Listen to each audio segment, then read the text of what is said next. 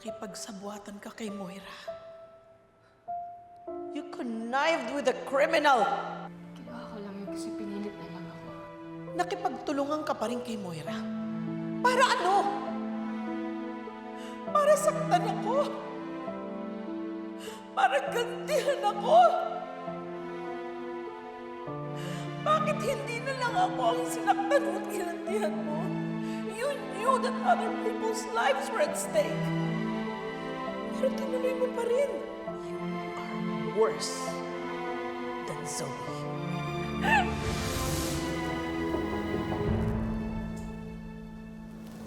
Come in.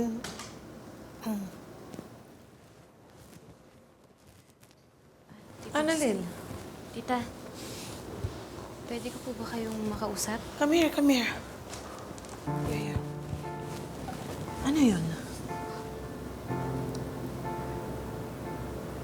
Nakausap niyo na po ba si Justine?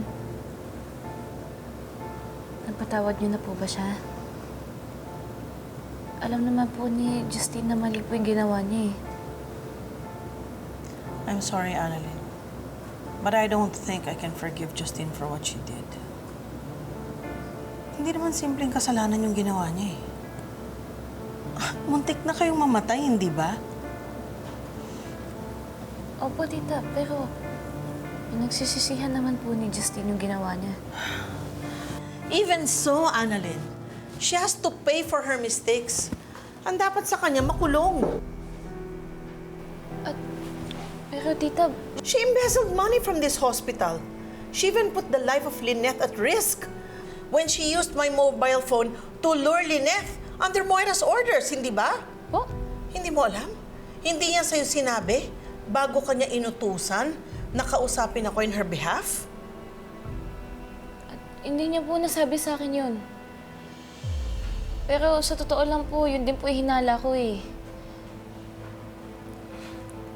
Tita, alam naman po ni Justine yung maling ginawa niya. Hindi po ba yun po yung importante? Yung humihingi po siya ng tawad? Ginawa niya lang yun dahil wala na siyang choice.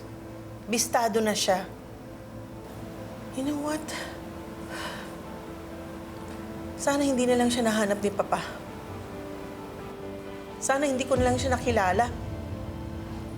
Sana hindi na lang ako nagkaroon ng anak na katulad niya. Tama siguro yung desisyon ko na ipamigay siya.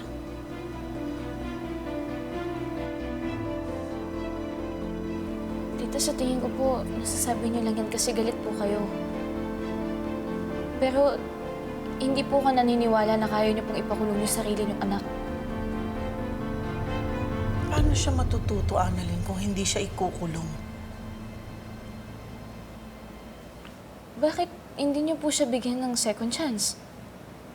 Eh, di ba yun din naman po yung binigay niya po sa'yo? Binigyan ka po niya ng second chance para maging nanay niya. Annalyn, ginawa niya lang yun dahil inutusan siya ni Eric na gawin yun. Opo, tita. Aminado naman po si Justine na plano po nila yun eh. Na makuha po yung loob mo. Pero nung nasa isla po kami, inamin din po niya na nakuha niyo po yung loob niya. Na gusto niya po maging nanay niya po kayo.